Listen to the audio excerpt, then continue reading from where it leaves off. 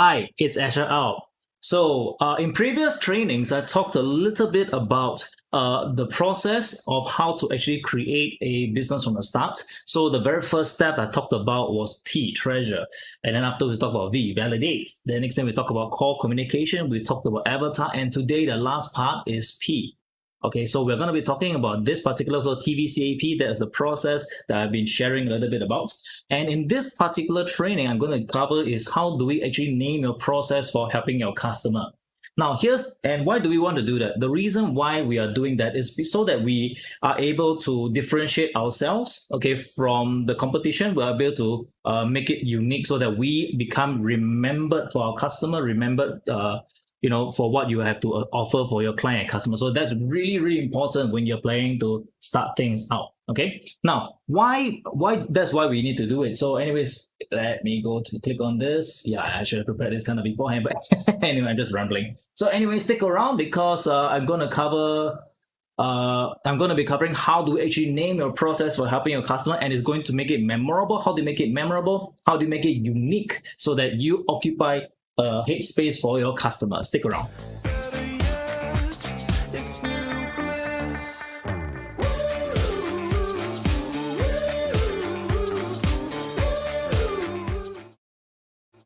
So let me know if you can hear me well, okay? And anyway, I am live, so leave me a hashtag comment live or hashtag replay just so that I know. All right, so let's get in. Now, the analogy I want you to think about, right, is that when you are creating your product, your service for your customer, for your clients, or whatever they are offering should be helping them from, help to deal with the problem. And the way I like to, for the analogy I like to draw is this concept of this is a parachute, okay? If you can kind of imagine along together with me, this is a parachute, okay?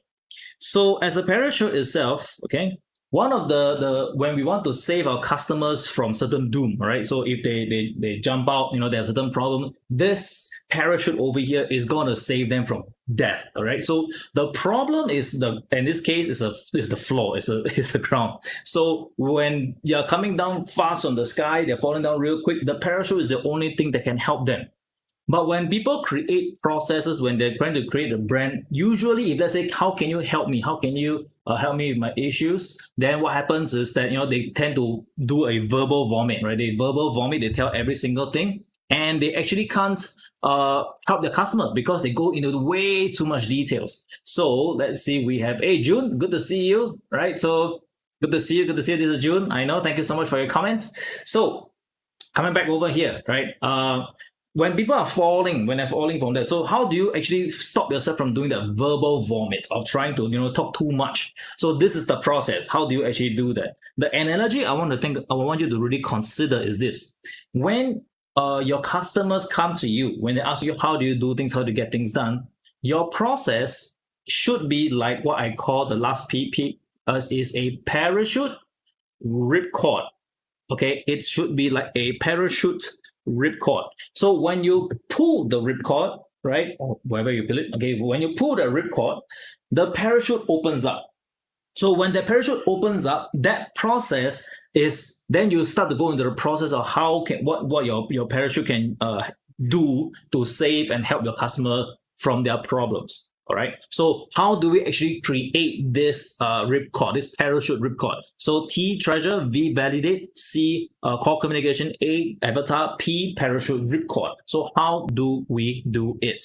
Now, when it comes to creating this parachute ripcord, one of the key things that I think a lot of people tend to forget is that they are creating, they focus too much on the nitty-gritty details. They get too much into it. And afterwards, the customers will be a little bit overwhelmed. So what we want to do is to create something that's easy to understand, easy to remember. And also, when done properly and done right, your team, if assuming you have a business, you have a company, whatsoever, if a process, by labeling this process, by creating a process over here, what can happen is that you can actually teach your team, train them on how can you actually help your customer just by following the process. Okay, so instead of trying to remember a very long, lengthy process, you have a very you have a very fundamental framework to work around. And then depending on the situation, you might just change things here and there. Okay, I hope that's clear.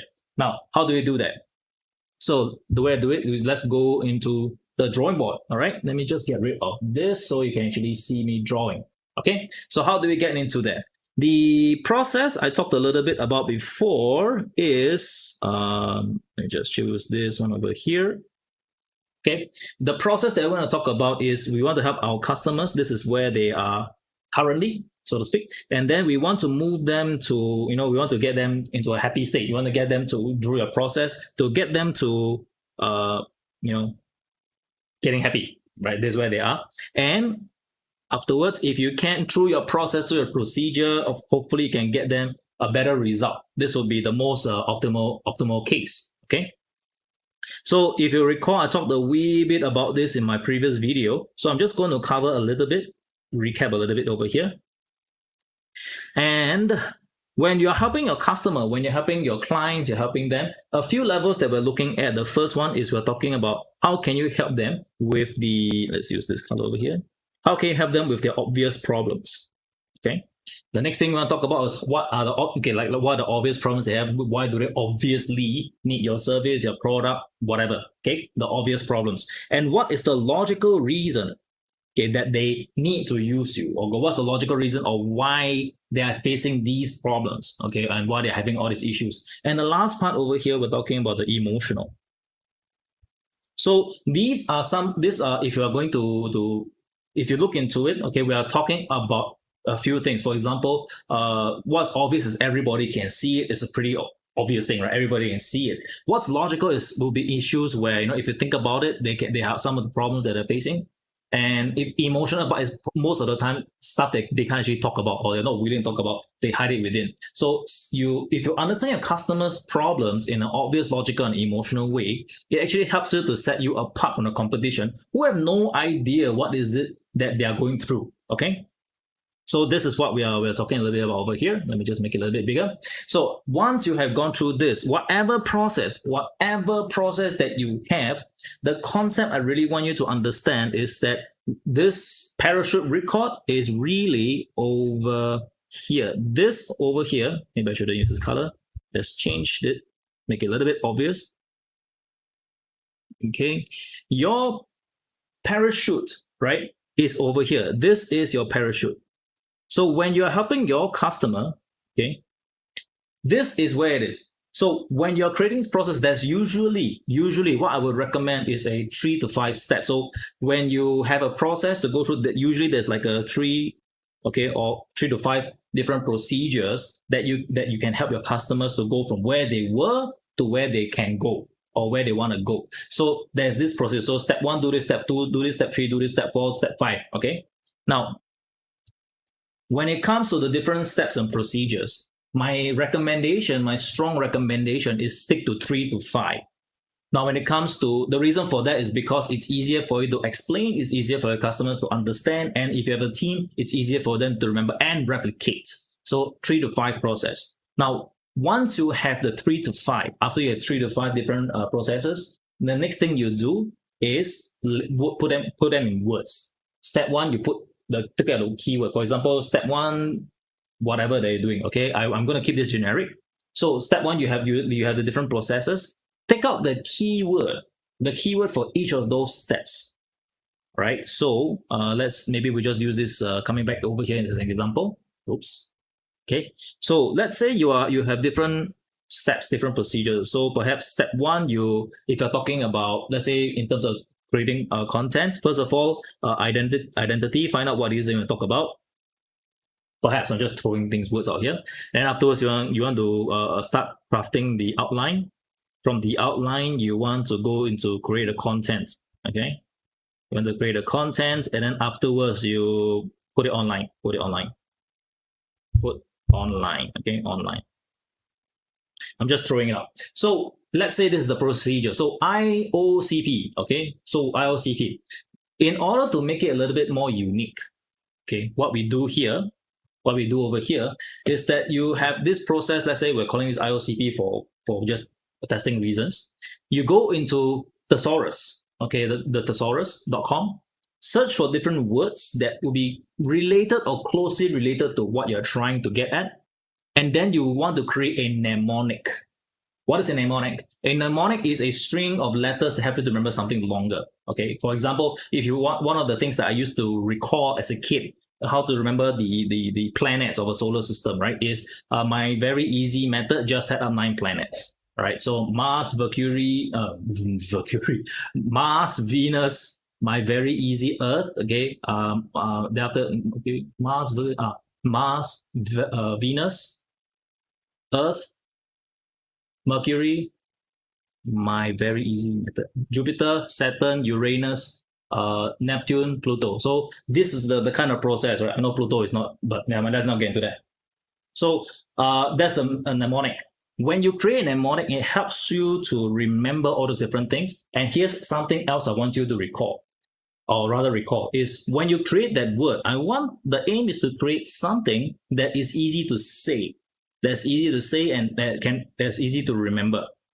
So my very easy method, just set up 9 planets. That's one way to remember. And the other thing is that if you create a word, a brand new word, that allows you to occupy a brand new space that your customers know will belong to you. For example, if I say the word bigly, Bigly, bigly, the first person that can think of that name, right, is hey Leah, Pluto is a planet. I don't care. I agree. Okay, Pluto is also a nice dog from Mickey. So okay, so I was talking a little bit about if I say the word bigly, the first person that we can think of likely will be Mr. Donald Trump, okay, President Donald Trump, because he kind of came out with that word. So when you think of that word, it belongs to him. Then afterwards, if you talk about another kind of word, if let's say I will talk about Bob, right? So some people will think, oh, I know where the word comes from. That came from the Hansons, Hanson brothers, right? So, or if another word, XA12. What the heck is XA12? That is actually Elon Musk's son, right? So he actually came out with this weird string of letters and string of words for his son's name. Now, when you create a brand process, when you create a brand, right, and you create something unique, you occupy a very unique headspace in your customer's brain. Okay. Now, I would like you to avoid creating a word, a string of words, or word that has different letters, right? That is already familiar. For example, if you have a five letter word, let's not call it EARTH, Earth, because Earth is already Earth. There's a meaning in your customer's head already. So that a mnemonic already occupies a space, occupies a meaning. But if you create a brand new mnemonic, a brand new word, and then you put your own definition onto it, when you explain it, okay, that you become the originator of that thought. You become the thought leader. You become the person who that word belongs to. So whenever anybody uses that word, uses that phrase, uses that string, they know where it belongs to. Okay, and they can trace it back to you. So this is how you can name your process for helping your customer and branding in a very unique way where pretty much no one else can, because that methodology belongs purely to you. Okay, so I hope this training has been helpful for you. This is one of the processes which can help customers to create a process, a brand that is easy to remember, that is sexy, and not only is it sexy, it is also repeatable for a team and for a process, or for a team, or for yourself, or whatever. There's a lot. There's a lot of things you can do with it. With that being said, okay, if you have any questions, if you need any help with applying the TVCAP onto your business, onto yourself, if you are starting out, if you need any help, feel free to reach out over to me, leave a comment or reach out over to me. I'm always available to chat. Then afterwards, all we can do, we will see how we can apply this whole framework to help you rediscover what it is that you have to offer, and how you can actually take the knowledge, the forgotten experiences, the forgotten passions, expertise, put them into a package, put them into a product that is validated online. Use the best way that you can communicate the value, the knowledge you have from your head over to them. All right. And then you think about how you can best help them through this process by creating a completely unique process that belongs only to you. All right. Once more, if you have any other questions, if you have any queries about this, I'm always available to chat. Drop a comment down below, or just hit me up Messenger and just say hi. that's it from me. Yeah, that's it from me. Very short training in this video. Let me know. I'll see you next time. God bless. I need to click on something else, right? So I need to hit on, where's my, yes. Okay, that's it. Thank you so much for watching. I will see you next time.